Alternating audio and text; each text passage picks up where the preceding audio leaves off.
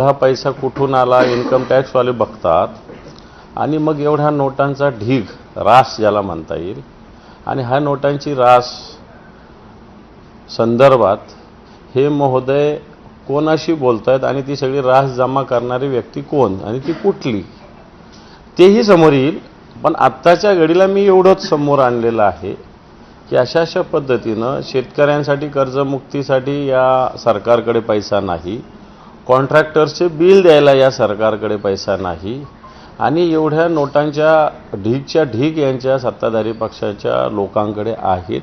मी हे जनतेच्या समोर आणलेले आहे कारण आधी अशाच पद्धतीनं जे संजय शिरसाट आहे संभाजीनगरचे यांच्या घरातला व्हिडिओ, आता घरातला व्हिडिओ तर बाहेरचे माणसं नाही काढू शकत ना, त्यामुळे घरातला व्हिडिओ समोर आला होता की नोटांच्या बॅगच्या बॅग भरलेल्या।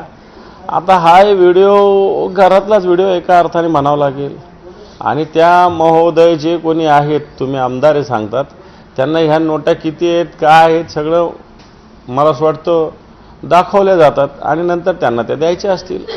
त्याच्यामुळं हे जनतेसमोर आलं पाहिजे की आत्ताच्या घडीला हे सत्ताधारी पक्षाच्या लोकांनी कशा पद्धतीनं हैदोस सत्ता आणि संपत्तीचा घातलेला आहे तो मी या व्हिडिओच्या माध्यमातून जनतेच्या समोर आणलेला आहे।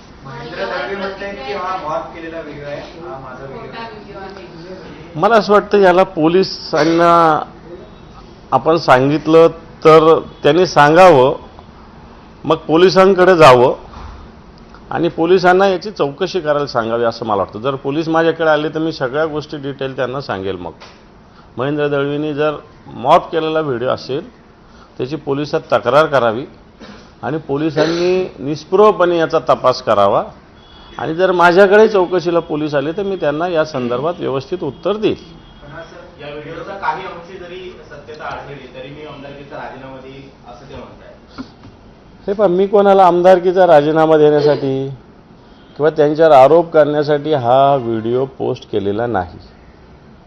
मी आत्ताच्या घडीला जे 50 खोके एकदम ओके लोक म्हणत होते तर काही लोकांना राग येत होता, म्हणजे खोक्यांचंच राजकारण सगळं चालू हे दाखवण्यासाठी मला त्यांच्या राजीनामा माझं काय व्यक्तिगत त्यांच्याशी काही राजकीय नाही आहे। त्यांनी त्यांचं खुशाल जे करायचं ते करावं, मला त्याच्याशी काही घेणं नाही। मी काही त्यांचा राजीनामा मी व्यक्तिगत त्यांच्यावर आरोपही केलेली नाही, करणार पण नाही।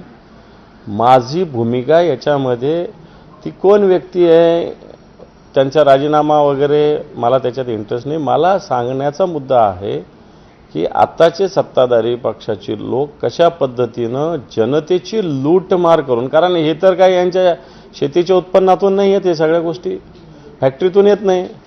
मग सगळे टेंडर्स सगळं राजकारण सगळे याचे त्याचे टक्केवारी घेणं बदल्यामध्ये सगळ्या गोष्टी करणं याच्यातला हा पैसा आहे। माझा मुद्दा तो आहे। मला त्या राजीनामा वगैरे हा काय मी मागितलेला नाही, मला त्याच्याशी त्या विषयाशी काही घेणं देणं पण नाही।